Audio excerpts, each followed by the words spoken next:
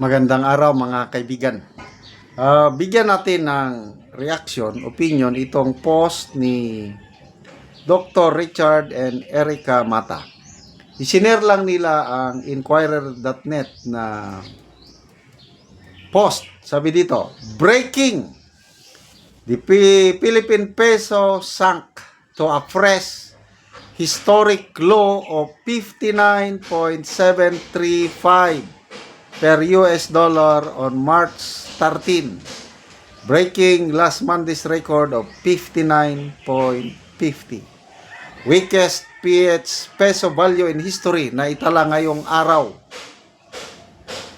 Konting ligas na lang, maging senior citizen na ang Philippine peso thanks to our best president. Bagong Pilipinas Legacy! Senior citizen na ang Philippine peso. Well, initially, good news niyan sa mga OFWs. Sino pa? Yung mga kumikita ng dolyar. Good news din sa mga vloggers. Kasi ang kita ng mga vloggers, Meta man yan, YouTube man yan, TikTok, whatever platform, dollars eh. So initially, good news yan, but kabuuan wala rin. Kasi habang tumataas ang value ng dollar, ay bumababa ang value ng peso, nagkakaroon ng inflation, nagmamahal ang bilihin. Kaya wala rin.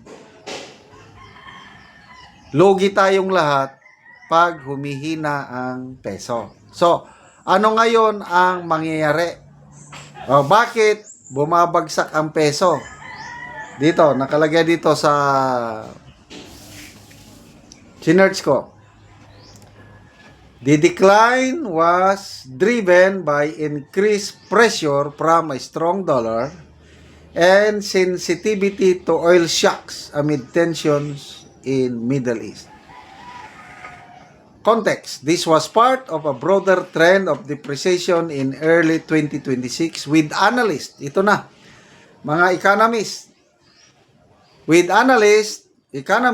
previously warning that the peso could reach to 60 pesos level due to factors including high import demands and investor concerns. Ano yung investor concern? Wala nang gustong magnegosyo sa bansa. Sino bang ganahang magnegosyo sa bansang ito na except Davao City, of course. In every rule, there is always an exception. Davao City, no problem. Bakit? Good governance sila doon eh. Buong Pilipinas, ay wala na. Habang nandito yung administrasyon na yan, na ginagawa ang lahat para matabunan ng isyo ng maleta. Nakakatawa yung maleta, no? Nakakita ng opening o lusot, ombudsman. Sabi niya, may nakita kaming picture na sinabmit ng mga former Marines. Mayroong isang picture na panahon pa na Duterte, nag-deliver sila. O di, sige, what's the problem? Di-imbestigahan nyo sino yung diniliberan. Di ba? Natuwa siya na panahon pa ni Duterte nagsimula. Yes, panahon pa. Kaya lang, the fact remains na kahit presidente ngayon diniliberan ng maleta according to the 8 Marines. Presidente noon, panahon ni Duterte, na-deliveran pa.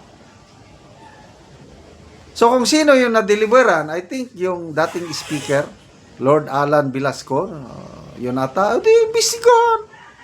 Yun ang panawagan ng taong bayan, imbestigahan.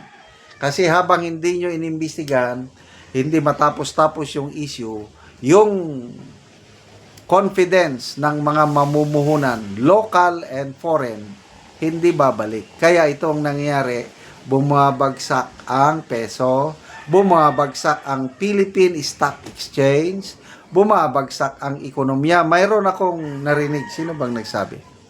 Na baka daw ang economic growth natin for the first quarter of 2026 maging 2% na lang. Kasi third quarter last year, biglang bumaba from 5 point something percent, naging 4% na lang. Third quarter yan ha.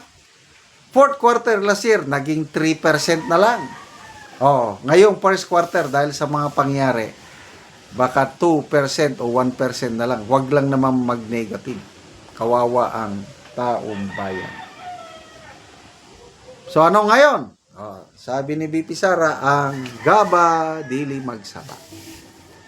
Grabing record nitong administrasyong ito. Ang dami niyang number 1. Oh, ano yung number 1? Pinaka worst airport nasa Pilipinas. Pinaka dangerous country for tourists to visit, Pilipinas. Pinaka worst ang traffic, nasa Pilipinas. Name it, number top rice exporter in the world, Pilipinas. Tinalo na natin ang China. Corruption index, ganon din. Nandun tayo sa top 3 tayo sa Southeast Asia. So, anong aasahan mo sa administrasyong ito na ang galing magsalita eh?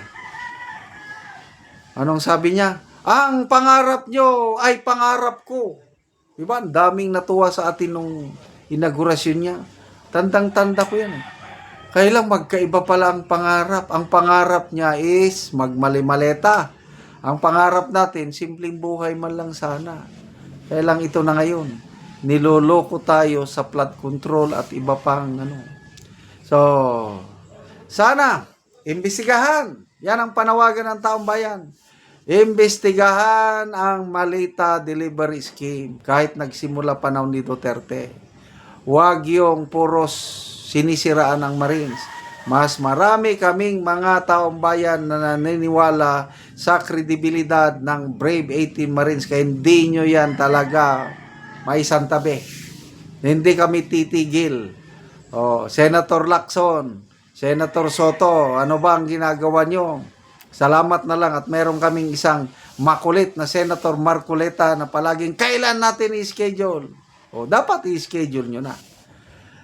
Salamat mga kaibigan sa inyong pagsubaybay sa ating channel. Nakakatulong kayo ng malaki sa tribong talandig ng Bukidnon dahil ang income natin sa channel na ito is pantulong po sa tribo. Namimigay tayo ngayon ng libreng yero at pako para makapagpatayo sila ng mas maayos na tirahan. Panoorin nyo ang video na ito. Ano man nagid ang balay ni Auntie o nindot nagid nga tan-awon.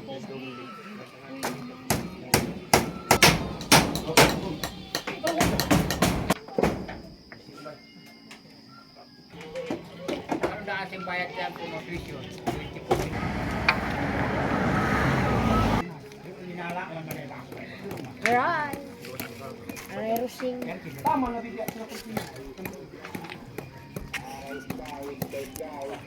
Nindot kaayo ang atop ni Auntie. Humanag yun ang iyang balay.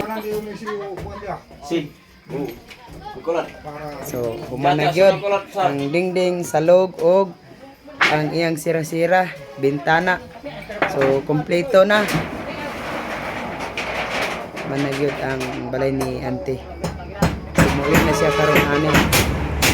Og karon, human naman ang balay ni Auntie og mao na ni ang among ihatag sa iyaha nga kompleto kaldero, kalha, og kutsara, plato, og banig, habol, kompleto og bugas, sudan.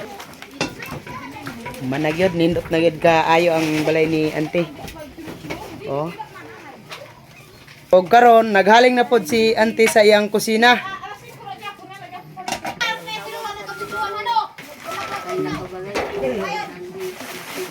So bitan na ni Auntie ang gipanghatag sa iya ha.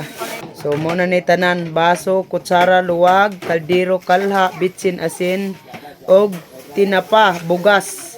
Ang among nahatag ni Auntie kay naman naman siya sa iyang balay so kompleto among gihatag, habol, banig. Nakatawag sa puwa. Oo. Pila na di Auntie mong edad Auntie?